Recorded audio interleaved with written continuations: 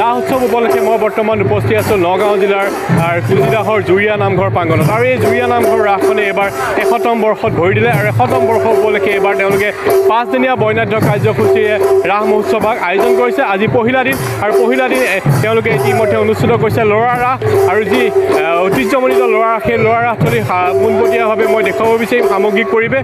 এই ল'ৰা ৰাসৰ এক মাহাত্য আছে। এই ল'ৰা ৰাসখনি এবাৰ ১০০তম বৰ্ষত ভৰি দিলে আৰু এই ৰাসখনিত প্ৰায় ৮০ ঊৰ্ধৰ পৰা ধৰি যিসমূহ তেওঁলোকে এই ল'ৰা ৰাসত গোপীৰ ভাৱত অভিনয় কৰে মই দেখুৱাই গৈছোঁ সামগ্ৰিক পৰিৱেশ। আৰু যিহেতু মই কৈছোঁ যে এই ৰাসখনৰ ঐতিহ্য আছে ১০০তম বৰ্ষত ভৰি দিলে কি ক'ব আচলতে? হয়, বিৰাট সঁচাকৈ অভিভূত হৈছোঁ কাৰণ ১৯২৬ চনত আৰম্ভ হোৱা এই ৰাসে এইবাৰ ১০০ বছৰত ভৰি দিছে। ইয়াত ৮০ বছৰৰ বৃদ্ধও ইয়াত গোপীৰ ভাৱত পুৰুষৰ ভাৱত অভিনয় কৰে।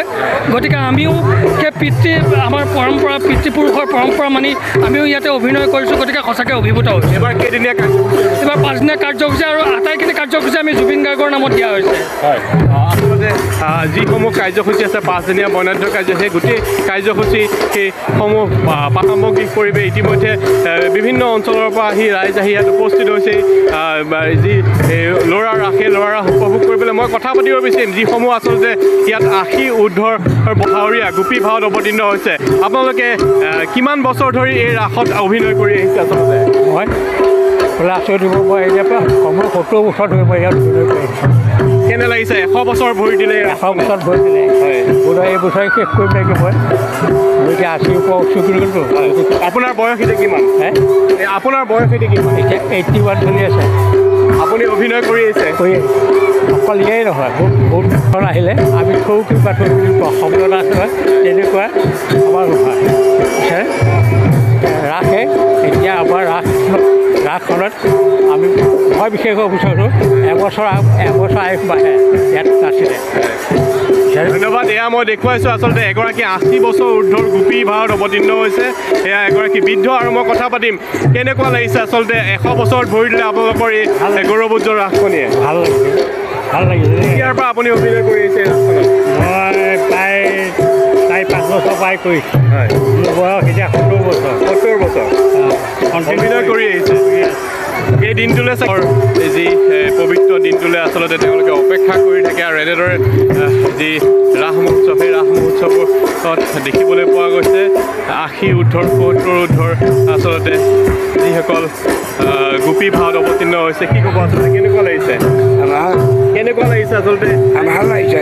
এতিয়াৰ পৰা আপুনি অভিনয় কৰি আহিছে? মই ৪০ বছৰ হ'ল ইয়াত ৰাস কৰি থকা। ৪০ বছৰ ধৰি? ৪০ বছৰ। মোৰ নাম চিন্তু বৰা। মই ইয়াৰ সামগ্ৰিক যি পৰিৱেশ সেই পৰিৱেশ দেখুৱাই গৈছোঁ। মই কথা পাতিব বিচাৰিম উদ্যোক্তাসকলৰ সৈতে। দেখিছে সকলোৰে কিমান এটা উৎসৱপূৰ্ণ মুহূৰ্ত চলি আছে, সকলোৰে মন কিমান উৎফুল্লিত হৈ আছে। গোটেই গাঁও আজিলৈ এটা আনন্দৰ আধ্যাত্মিক এটা প্ৰেমৰ ৰস যিটো চলি আছে এইটো আৰম্ভ হৈ আছে এতিয়া। গতিকে আমি সকলোৱে যি আনন্দৰ আধ্যাত্মিক প্ৰেমৰ ৰস উপভোগ কৰিছোঁ তাৰ বাবে আমি প্ৰভু ভগৱন্তৰ কৃপা কৰিছে সকলোৱে লাভ কৰক। আপোনালোকে দেখিছে ইয়াত গোটেই অঞ্চলৰ কুজিদা, কমাৰ চুক, মেধি চুক, নমাটি, চমুৱা গাঁও সকলোৱে ল'ৰা ছোৱালী আহি পেলাই ইয়াত এই গোপী ভাৱত অৱতীৰ্ণ হৈছে। ইয়াত সকলো পুৰুষ মহিলা সকলো আছে।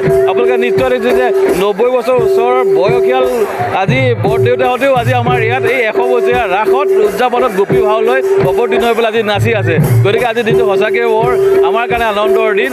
সঁচাকৈ আমি প্ৰভু ভগৱন্তৰ কৃপা কৰিছোঁ যাতে এই সকলোকে আশীৰ্বাদ কৰক, আগুৱাই যাওক সকলোকে। আজি ধৰি লওক আমাৰ বয়স এটা ৪০ৰ ওপৰ হৈ গ'ল। আমি দেখি আহিছোঁ যে তেওঁলোকে প্ৰত্যেকেই এই ৰাসটোৰ প্ৰতি কুজিদা জুৰীয়া ৰাসৰ এটা যিটো আধ্যাত্মিক এটা গুণ আছে সেই গুণটো চবেই সন্মান কৰি পেলাই আগবাঢ়ি আহে। ধন্যবাদ।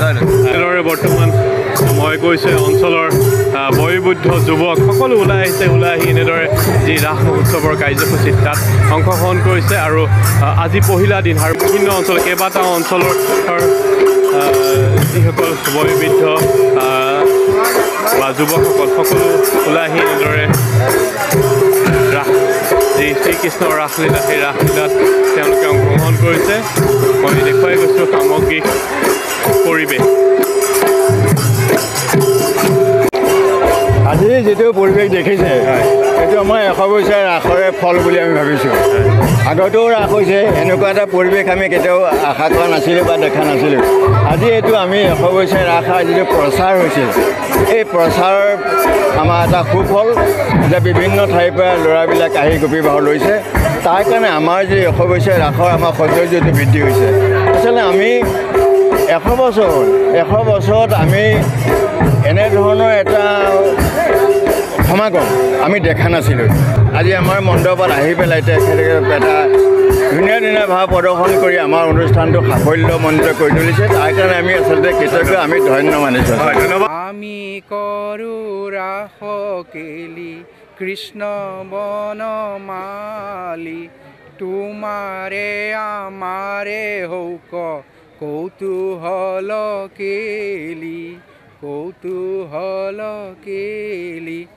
আজি আমাৰ ঐতিহ্যমণ্ডিত নগাঁৱৰ গুৰুজনাৰ পবিত্ৰ জন্মস্থানৰ কাষৰ এই কুজিদাহ জুৰীয়া নামঘৰৰ উদ্যোগত শতবৰ্ষ গৰকা আজি শ্ৰীকৃষ্ণৰ ৰাস মহোৎসৱ আজিৰ পৰা আৰম্ভ হৈছে এই ৰাসভাগীত উপস্থিত হৈ নিজেই গৌৰৱ অনুভৱ কৰিছোঁ আৰু আজি পুৱাৰ পৰা অনুষ্ঠিত হোৱা 5 দিনীয়া কাৰ্যসূচী আমি সফলতা কামনা কৰিছোঁ ইয়াত গায়ন বায়ন ইয়াত শিল্পীসকলে যি আমাৰ প্ৰকৃত বিশুদ্ধ গুৰুজনাৰ শৈলী সেই শৈলীৰে ইয়াত আজি ৰাস মহোৎসৱ উদযাপন কৰিব আৰু আমাৰ আজি জুবিনদাবিহীন ৰাস উদ্যম উৎসাহ মানুহৰ মনত অকণমান